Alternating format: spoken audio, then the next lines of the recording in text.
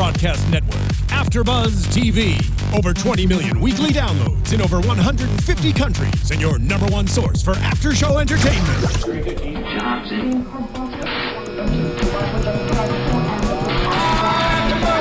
AFTERBUZZ TV, the destination for TV superfans. Producing aftershows for over 300 of your favorite TV shows. Interviewing celebrities and showrunners. And bringing you behind-the-scenes exclusives. All thanks to E! Entertainment's Maria Menounos, producer Kevin Undergaro, and internet leader Akamai.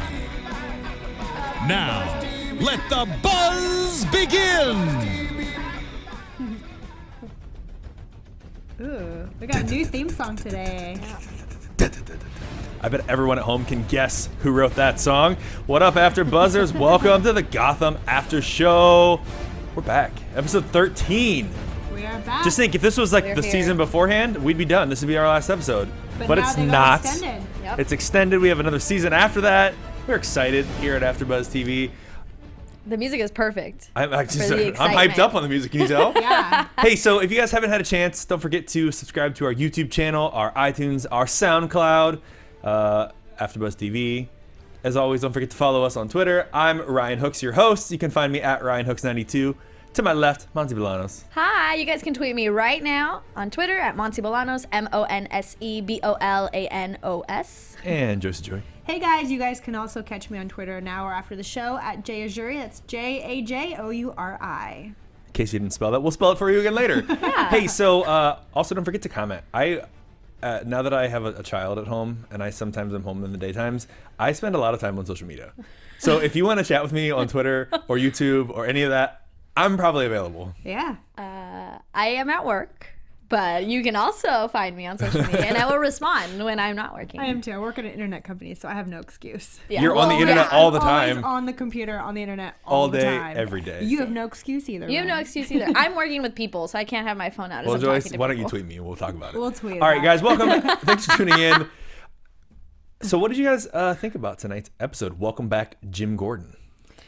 I liked it, but I will say again, like last week we were talking about the fight scene and how anticlimactic it was, and today I kind of felt like it was still a little low key, but I liked it mainly because Gordon is finally gaining the respect that he wants and deserves. So we find out at the end, which it's a nice turning point for him. Yeah. Monty? Remember at the beginning of the season, I was like, I love Ben McKenzie. He can't go wrong. Now he's going wrong. Do you remember how I asked that at the beginning of the season when I said, do you think that Ben McKenzie has the character depth as an actor to grow into Jim Gordon's and what he's going to need? Do you remember when I said that? Yeah, I do. And at that point, all I saw was just Ben McKenzie, because I never had seen him prior to the show. And now I'm just like, oh, I don't believe you. Like, I'm starting to not believe you're Jim Gordon. And at the beginning, I was so irritated. The beginning of the episode, when he started touching everything in the first murder that they were investigating, that guy hanging, and he started touching everything, I was like, where are his gloves? Where are his gloves? I was already irritated at the beginning of the show. You watch too many cop shows. But still, isn't it? Where are your gloves? You should technically. And that Came into the actually evidence. reminded me. I don't know if any of you guys have played LA Noire. It's a Rockstar game. It's like GTA, but with cops and detectives set during Black Dahlia. Anyway, it kind of reminded me of that, where the cop will come to the crime scene, no gloves, and he'll touch everything. He'll open up coats and he'll take a look at the bodies. No pens, just pulling across. Yeah, that's just all I saw when I saw Gordon at that crime scene. I mean, I didn't think of it that way. Like, I didn't see it that way at first until you mentioned it, but I thought it was kind of cool because it brought me back Alexis to when I played loves the LA game. Yes, I love Our producer LA in the booth is telling us she loves LA Noire. Yay. It's so good. Anyway. Well, it's interesting because I was actually thinking that, since we're on it, let's talk about it, that with Jim Gordon this week, I feel like when I watch Harry Potter 5, there's a moment where you're like, God, Daniel Radcliffe, you're either just fine or you're angry. And like, I feel like Jim Gordon's been like that the last couple weeks. Yeah, like, it's like he's either here or he's like, ah! Yeah, like it's a lot. And it's kind of like, dude, like I get it that you're trying to make big choices. Did I go out? I feel like my mic went out. No? Nope. I hear you. You sound great. I think okay, good. I feel like, I know as an actor, you're told to make strong decisions. Like, obviously, nobody wants to watch a boring show.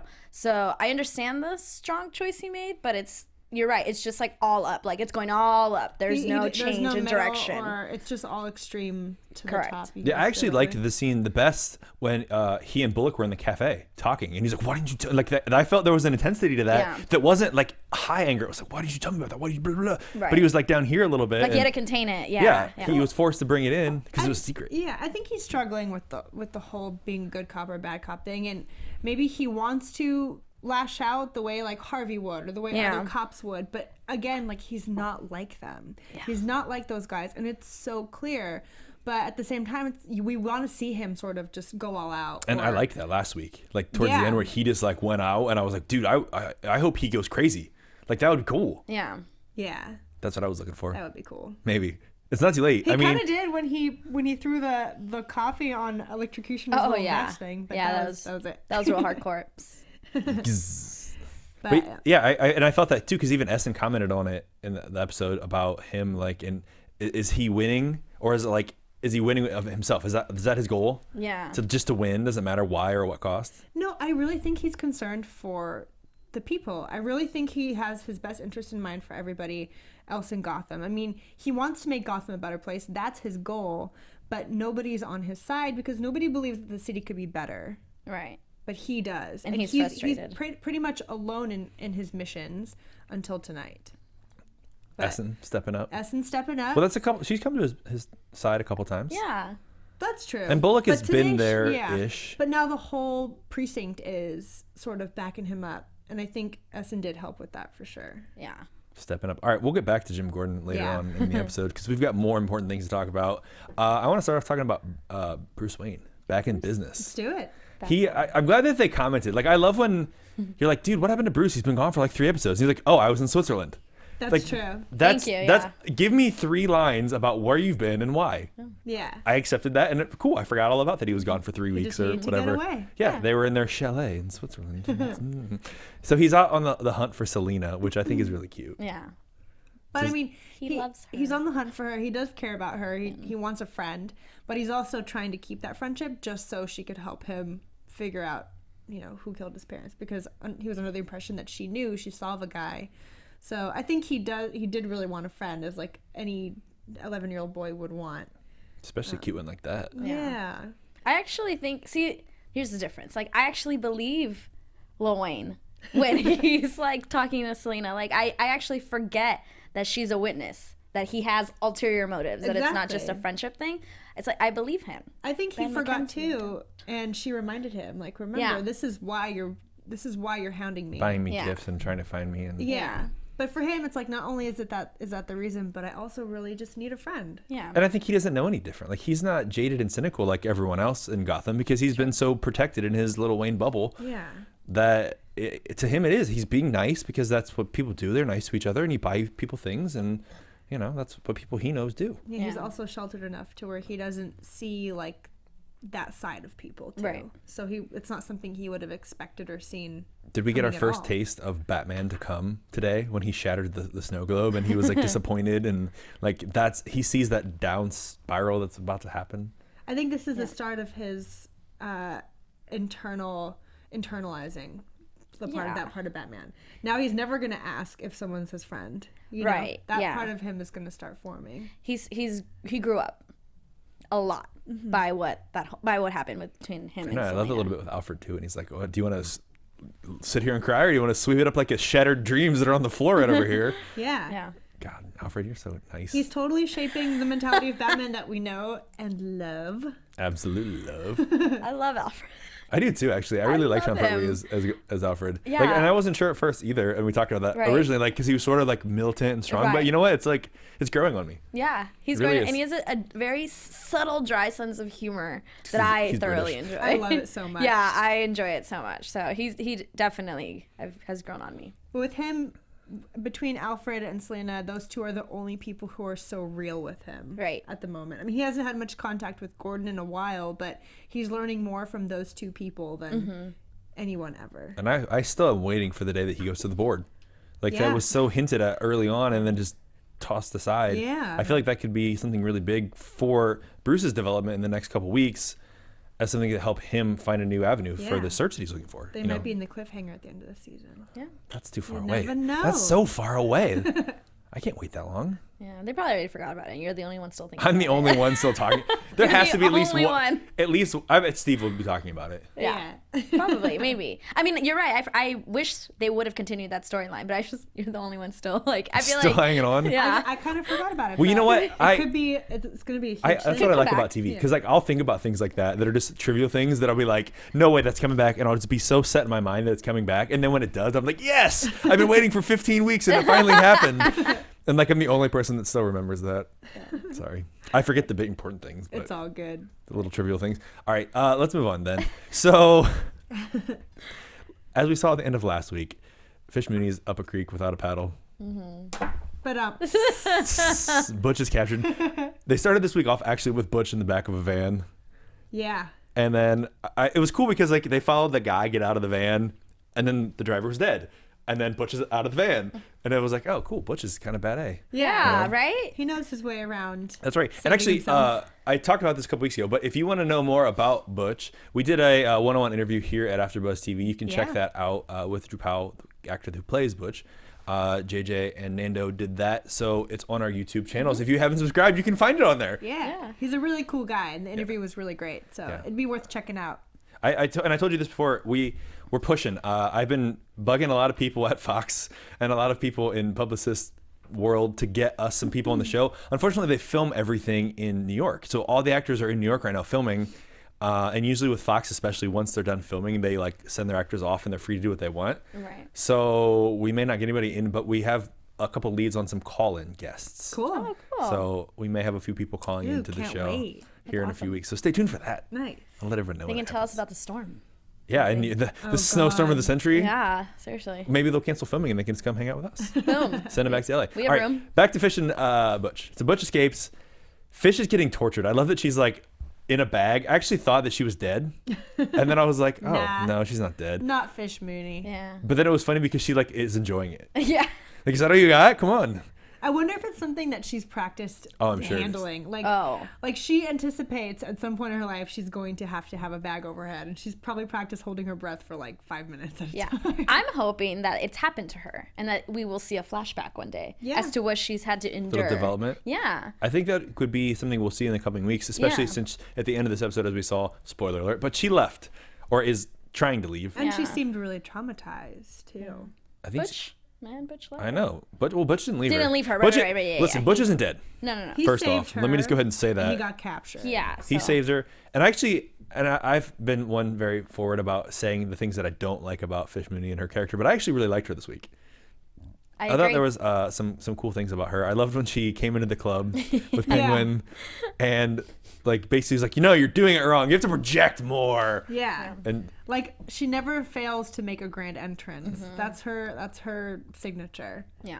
No matter what the situation is. And I love how she even got Penguin to get down on his knees and kiss her kiss the shoe. shoes. Welcome to show business. It's like, I don't have to hit you with the bat to tell you that you need to listen to me. Right. Yeah.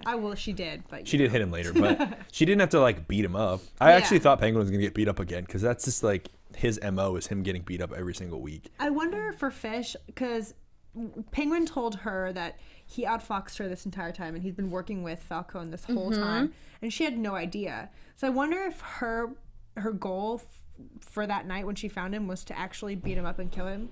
I guess it was, considering she wanted to slice his throat. But when Or she cut his found tongue out. What? Cut his tongue out. Cut his tongue out, yeah. But when she found out that he had outfoxed her and he was working for Falcone this whole time, like maybe now she could not kill him and kind of do something with him. Use him. Use You him. want him to pair up. Basically, is what you're telling me. I either thought they were going to work together or she was going to end up working for Penguin, but it doesn't seem that way. Yeah. I don't think they'll ever work together. I don't think she can. I don't think she sees him as an equal. And until Well, he doesn't have to be. But that's what I think. The thing is that She doesn't the respect him. exactly, like she always down talks to him and tells him like he's a servant and whatnot. So like if they ever become partners, I say it's all in her plan. Like I don't think she will really ever trust him 100% to call him like her partner. Yeah. In crime, literally. Literally, Yeah, partner partner in in crime. crime, literally. But Yeah. bumped. Yeah. 2 rim shots today. You're welcome, we're AfterBuzzers. just getting started. Oh, we're just getting warmed up. We haven't even got to the good stuff yet. No. You know, I was actually thinking that we'd talk about Penguin next, but I feel like we could just roll Penguin into the Jim Gordon thing. Because there's little bits. This episode was so like scattered that It was scattered. a little bit. sometimes it's hard for me to compartmentalize things and or like, speak. talk about them. I am chewing gum and walking at the same time. Thank you very much. Right now? Yes. Can't you see me? Yes. Wow. My legs are moving. So I'm like a good. duck. So good. Underwater, I'm swimming. You can't even tell. Your balance My is pants perfect. even match. So I'm wearing pants. Nice. I know. Let's Wait, He never does. Can we talk about Penguin's little rock star moment Okay, yeah. scene sequence thing that happened? The music tonight? video? I thought I wrote music video. I wrote The that was so music video? weird. Like that was my thought as I was watching it. It was a music video. I think it was him Drinking. reveling. Well, yeah, but he was reveling in the fact that he thought he won. He was reveling in the fact that he won, and he has this whole club to himself, and he's accomplished that. He's accomplished making his mom proud. Everything seems to be coming up Penguin in his world. But I think it was just. I know. That's a put up. See? I just thought it was kind of his moment to sort of just revel in his accomplishments before they got shattered. His dreams. But he looked like a rock star. I think that sequence was pretty cool for Robin Lord Taylor. So We should redo that scene, like in here. Like, exactly. But it's so telling. Like it just shows us how creepy and weird he is, and how not together he has his whole plan. And I love of all the people that they're doing this Ford promo for the next 3 weeks, they're doing behind the scenes stuff, that they chose him. Like of all the people in the show, you choose him, the weirdest character, to like do these weird little clips. Yeah. Well, no, it wouldn't make sense for anybody else. Really? I wouldn't mind Edward Nygma. Yeah. But you know what? He wouldn't be doing the little like kind of moves. Nah. I feel like though with Nygma, if we saw him as not Nygma, I would lose the appeal of him. Like if he was like, I think Robin Lord Taylor is weird enough on his own. Like when he's acting normal, he's weird. Right. And I think the guy that plays Nygma isn't weird like that. It's actually just normal. He's probably normal. Maybe I'm wrong. I don't know. Or normal to us. Yeah. I just feel like if I saw him when he wasn't as Nygma, he'd probably just be like a normal guy. What up? Hanging out, telling jokes, driving Fords. Anyway. By the way, I got his joke tonight before he even said it. I was really proud of myself. Which one? Where he was like, what can crush a ship but still afraid of the sun? And I was like, iceberg. Oh! Oh! We've been waiting for that one for the last 15 minutes. I was so happy about that. And then he said ice, and I was like, oh, not everybody knows what it is. Well, all right, let's talk about. It's fine. We're there now. It can't even keep you guys on task. I'm sorry. No, it's fine. We do what we This want. torrid love affair with him and Miss Kringle is progressing, but not progressing. It's crawling. It's yes. It's creepy very crawling. Slow. Very slowly. Creepy crawling. Creepy crawling. Creepy crawling. Yeah, I just want to be like, dude, stop, man up to her. I feel like all the things he goes through when she kind of just puts him down or when they're making fun of him. I feel so bad for him, and it's like, dude, stop being such a. But she's coming around. Yeah, she came and apologized after the letter got read and made fun of. When everything went down in the police station, she stood next to him and watched. And, I mean, she's coming around. She knew that what Flask was doing was really inappropriate and rude. Yeah, so how long till that happens? An awkward date. Season finale. Well, maybe a little bit before, I think. Yeah. And I do love that he was performing crush him surgery at on the his finale. Chinese takeout, removing the onions. Removing onions. I know, I wrote down. I was like, Nygma doesn't like onions. Good to know. She just ordered it without onions. Yeah. Maybe that takes away from the flavor. That's he doesn't true. like onions. He's an enigma. I don't know. Why Why are we into jokes tonight? I don't even know. I don't even know. They're not even good jokes. That's why they're fun. I know.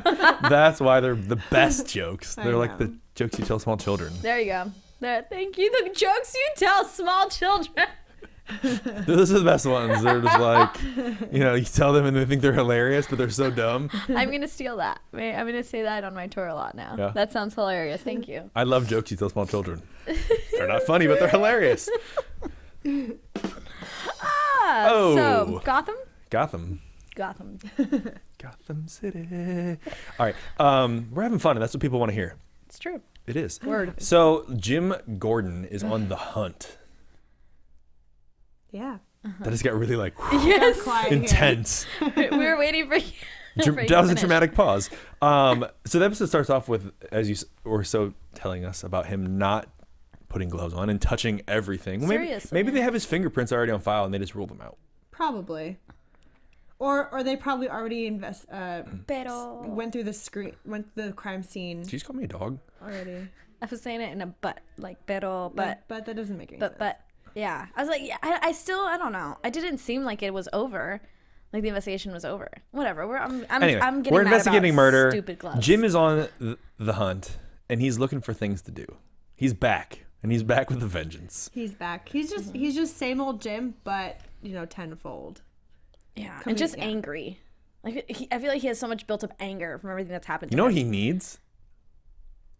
What? He needs Barbara back in his life. No, that's not you. Yet. Not yet. Just a little release. That's him. I think Stress. he seems to be the kind of guy, like, he won't stop until something's done, or he'll hold on to stuff. Yeah. Until, it gets solved or not. But, I agree. Thank you. The booth is telling us no Barbara. No, No Barbara. Barbara. She's... But Please. if she does come back and they end up coming back together, or just in a couple scenes together, I think he's going to hold that same grudge and, like, hold on to that same feeling that he has, like when he solves crime and, Yeah. Anyway, I don't think it'll work out. I think that it might work out. There'll be a night of passion. I mean, it kind of has to, right? But Yeah, right. not We right know. now. Yeah, exactly. There'll be one toward night of passion. Yeah. And other than that, who knows? Who knows? Who knows? I'm still I'm sort of mad that they left that also with like the cliffhanger with like her calling the apartment and Ivy answering the phone and like that bothered me that they haven't resolved for that. I mean, she went to her parents. Well, I know, but like just for the weekend. It's clearly Monday because Jim's back to work. I don't know. I don't know either. Just stay at your parents. I'm just going to figure it out. All right. So we find that Jim is doing investigations of all the other cops in the precinct because they're trying to figure out who tore this page out of the book that would give information about Leon Winkler and why he's dead. Yeah, and it was kind of dangerous for him to sort of investigate his coworkers, essentially. And Essen was against it, but he went ahead anyway, right? And just, I don't know. Then he started lying. I liked that he started exactly. Like, no, we know. Somebody already told us. He's playing that dirty card a little bit, but for the right reasons. Yeah, but that's... Hold on to that thought. Yeah, I know. I want to talk about that later. Okay. It's turning the dirty cop him. card. Okay. Just put that here in the back pocket. Agree. Let's put a pin on it. Got I it. agree. Yeah. We'll do. Hold that thought. Don't forget to remind me to talk about it later. Okay. Because I'm totally going to forget. I'm going to get all sidetracked talking about Detective Floss. Arnold Floss. And I also like Detective Delaware. Like, Yeah. dude, it's Delaware. He, I think, is in Sons of Anarchy. Or was Yeah, in Sons. his name is Nico Nicotera. Cool. Like, as a real person. That's a cool name. Like, Detective Delaware by Nico Nicotera. Maybe he's one of the cool Nicoteras from Walking Dead. Maybe. That I don't know. Let us know. Send us a message on Twitter right now. Yeah. At Monse Bolanos, at Joyce Ajouri, at RyanOaks92. Plug. Do you think that Jim is doing the right thing in investigating his own people? I think so. I mean, the outcome, right? The outcome that he wanted was supposed to be for the good of, what's his name? Winkler, who represents Gotham, right? So I feel like... He came forward as a witness. He trusted the GCPD. He seems to just be a good citizen of Gotham in general. And again, that's representative of how Gordon wants to see Gotham. So for something to happen to someone like Winkler... Who, again, came forward about another murder for the Littlefield. And got killed in the interrogation room, poor guy. I think his motive was good. I thought he was doing it for a good reason. Yeah. Granted, it got him, in trouble in the beginning with everyone kind of being like, why the hell you gotta investigate me? Like, I didn't do anything wrong. I don't know. It wasn't me. I don't know. I didn't see anything. I don't know anything about anybody. But I definitely think he has the best interest in mind. And I think he always will have ulterior motives with the best interest in mind. Like, it's how do you tell him, no, this is wrong of you to find out who killed this? Motives? It goes back to the whole Falcone Maroni. I think he's just trying to figure out what the hell is going on in Gotham. So, he's doing this for the right reasons. Like, in the surface, you can't tell him you're wrong for trying to find out the killer. Like, there's no way you can possibly tell him. This is the speck of sand in the big hourglass. Yeah. That is Jim Gordon. Exactly. So I just think, yes, you're right. He's doing it for the greater good. But deep down inside, he's also has something else he's looking for. I can't say he's not being selfish at all. How much is self-motivated by his need to succeed, whether it's right or wrong. Yeah. But that was a question. Sometimes your questions are not right. I'm like, is it rhetorical? Yeah, is it rhetorical? It's like, is it Was it a statement? We philosophized up in here. Yeah. Oh, I'm saying number 4. I don't know. I think you're right. It is kind of selfish because he wants to be the best. He wants to be the one to shape Gotham into something better. But like, who's hurting from that? You know, right. Like who's hurting from it? Right now, apparently Winkler. Mm-hmm. But that wasn't Gordon's fault. Gordon wasn't the reason that Winkler got killed. I'm sorry. I was making a joke. A poor joke. Too soon? No, he died. Too soon? And he was so sweet. Okay. Too soon. Too soon? Okay, too soon. Got it.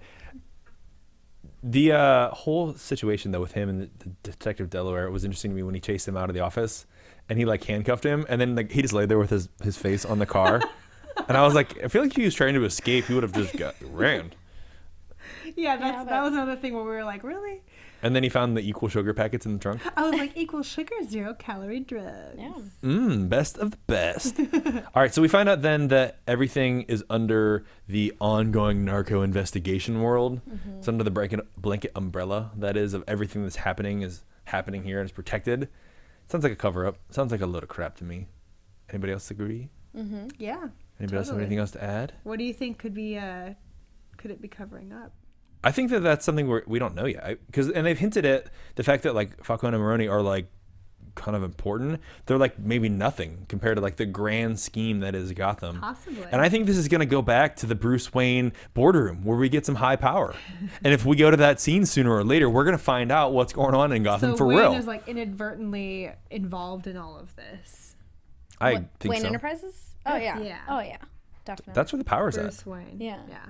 I think he's going to be the one to crack the Like, case. he's probably got more money than Falcone and Maroni combined. That's true. Well, and that's why I think when the Waynes died and they talk about that, how it, like, all changed, they had so much influence, even though, you know, I think they were all working towards a greater good, which was making money for themselves, whether it was selfish or not. So I think that Lil Wayne needs to go to the boardroom. That's it. Bottom line. It just solved 10 episodes of mystery. Yeah. True. In one episode. All right, so we need to move on right along here. So Gordon goes to see the Penguin after finding out information about these secret warehouses and these stash houses. And I love the little interactions. I'm sorry, I'm just thinking about how cute the Penguin is. He's so nice. Because they're like, we're friends. And I believe him. Like, agreed. When you're talking about Bruce earlier, talking about his interaction with Selena and how you, like, believe him, I totally feel like he just Penguin wants Gordon to be his friend so bad. Like, he would do anything. You owe me a Coke. You owe me a bigger shoe size. Oh, Monse's shoes are tiny. I'm a small person. What if I had 9? You're cute and compact. Thank you. Anyways, yes, I agree with you. Penguin is totally believable. I felt he so sincere and like so like would do anything to help Jim Gordon. Like Jim Gordon is his best friend. Yeah. Aww. And he was so proud to show his mom. Oh my God, this is my friend Jim Gordon. Have you met Jim Gordon? This is my friend. He's a detective. I loved Jim's face when he met Mrs. Cobblepot. Because she was like waiting to kiss my hand. And he was like, is he? Who does he come from? Like, who is Cobblepot? What is this enigma? And I love that scene with Gordon because he had to be contained. He didn't have to be mad. You know, it was like he was trying to figure things out. So it's like, oh, okay. He's doing that internalizing thing. Yeah, I loved it. Well, I feel like this to me means that when we talk about Penguin's little relishing of the club that he's soon to own, I feel like he's made it because he has a henchman now. He does. Yeah. Gabe is his henchman. Yeah. You know, and he was there, and I didn't like catch it the first time we were watching it, but like his name, and I was like, "Who's this guy? Like, where's?" But then later, he's like drowning people in the bathtub and like torturing Detective Delaware. So I'm glad he has a henchman. Yeah. And I love that he just showed up in the office and dropped the evidence on Gordon's desk. I feel like he's kind of like the Hodor of Gotham. Hodor. Yeah. Hodor. He'll just do anything Penguin says. Tape. Ice pick. Hodor. But yeah, I was surprised to see him kind of threatening Delaware and not any of the other parties involved in. Yeah, because he's new. Like we've never seen him before. Clearly, it stretches to way further than what we've seen. Yeah, the whole drug deal and stuff. Okay, so Detective Floss is arrested. Mm-hmm. Essen steps up and helps make the arrest after they have their little showdown. Yeah. And I've been waiting. I want to pull the card back out now. Here it is. Boom. So at the end of the episode, we get this moment where Detective Delaware comes to Gordon in the alley and says, hey, listen, whatever you do, just don't hurt my family. Don't hurt my wife. Don't hurt my kids. You know, I won't tell anybody what happened, blah, blah, blah.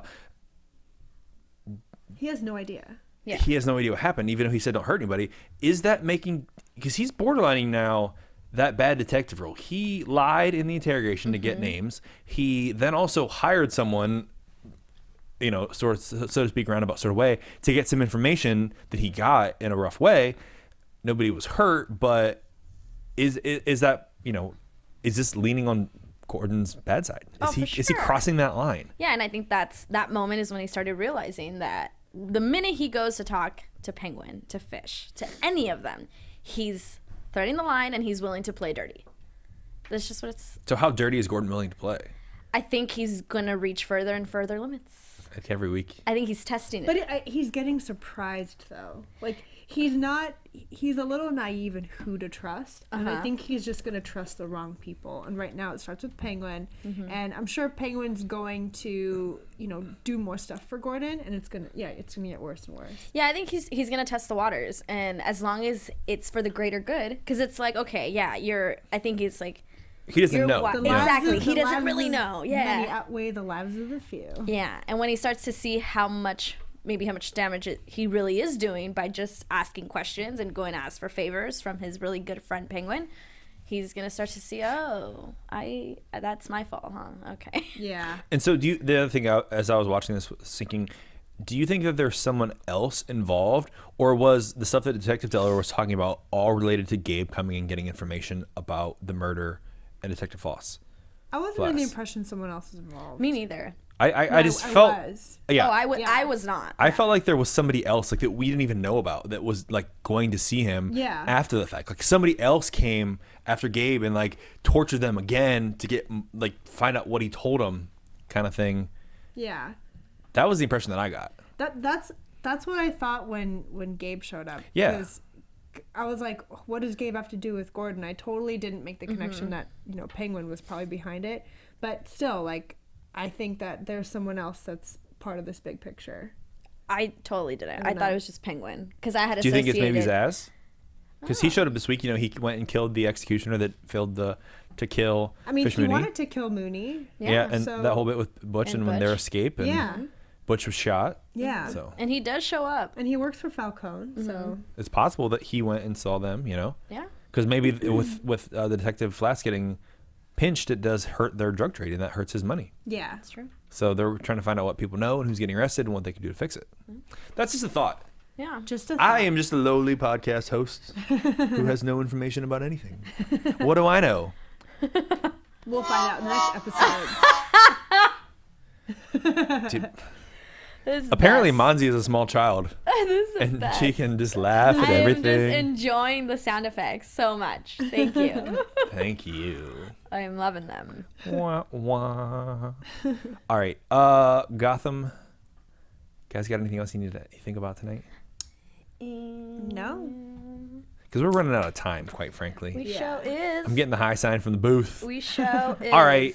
Then that does it. So I want to find out what everyone thinks is going to happen next week, but I want to talk about next week because we saw a little bit of preview with Penguin and Maroney. Yeah. Penguin pulls a gun on him. And we also possibly saw the pig face guy again. Yeah. But I also know that next week's episode is about Dr. Crane. So is this the Scarecrow that we're seeing? Is it somebody else? I don't know. Villain of the week. We'll find out. So then I want to know what you guys think is going to happen next week on our AfterBuzz TV predictions. And now, your AfterBuzz I love the flashy lights. Predictions. The flashy lights are the best. Maybe Professor Pig and Scarecrow working together. Ooh. I don't know. That pig just made me think of Professor Pig. Monty? I think I don't know about that. I think I don't want to think too much on whether it's a Scarecrow or not, but I think that scene we saw with Penguin and Maroney, and when he pulls the gun, I think he's gonna pull the gun. He's gonna be like, "I'm just kidding," you know. It's gonna say bang. Yeah, like it's gonna be something like intense. And he's like, "Oh, friend, I'm just kidding," and then he's gonna put the gun. Because he thinks he's like if the bang selling comes him out, out. I'm gonna be like Joker. Yeah. Oh. That's what I was thinking about, like where he goes bang. Yeah. Yeah. This is fake. I agree that that's not going to go the way that we all think it's going to go based on the trailer. That I think it's probably going to be him like, I'm just kidding as well. Yes. And it's going to be like, we're friends. I would never do that to you. Mm-hmm. Just to smooth things over. And once again. Or he pulls it out and he sets it on the table. Like, come on. Yeah. What kind of people are we? I still think that him and Mooney are going to work together in some capacity. I mean, I know, like, you guys think that she doesn't respect him. Why would she take him on? But I think now he seems so vulnerable at this point that he'll do anything. I think that's a few weeks away. Yeah. If that happens. I think she'll be gone for a couple weeks and then she'll come back. Yeah. But I think also my prediction from earlier, I'll just say it again, but I mean, a couple episodes back was that she'll come out of this whole torture thing that just happened, and she'll come back with a new plan, and that plan is probably to just take over and be bigger than Maroni and Falcone, and have Penguin by her side. And you know what? I agree. I would see them working together, but then when she gets what she wants, bye. I think she will kill Penguin. She wants to. She wants to cut his tongue out, and slit his throat. There's all kinds of cuts. All bats. Kinds. She's cray. I also think that we're going to see more with Gordon pushing that border. I really do think that he's going to keep doing things that are crossing a line. Not to him, but like he's involved in the line being crossed. And it's going to start having negative repercussions on his, what people think of him. Yeah. That kind of stuff. His reputation. That's the word I'm looking for. Sounds right. I think so. Okay. Awesome. Hey, also, reminder again, don't forget to check us out on our YouTube channel, iTunes, and SoundCloud, all AfterBuzz TV. Hey, Joyce, why don't you tell everyone where they can find out more about you? You guys can find me on Twitter and Instagram at JAJOURI, and you can find me on the Sunday Night Shameless podcast, and when The Walking Dead comes back and Agents of S.H.I.E.L.D., I'll be on those as well. Oh, snap, Monse. Oh, snap. You guys can find me on Twitter and Instagram at Monse Bolanos, MonseBolanos, and you can also catch me on the Scorpion podcast. Thank you for that. You're welcome. I decided to send you off with one. And as always, you can find me at RyanHooks92 on Twitter, Instagram, Facebook, Snapchat. I'm starting Black Sails season 2 tonight as By well. yourself? Yeah, by myself. So come watch me talk to myself for 35 minutes about Black Sails, which is such a phenomenal show. Thanks, guys. We will catch you next week when we talk about episode 14 of Gotham. See ya. Bye. I'm Batman.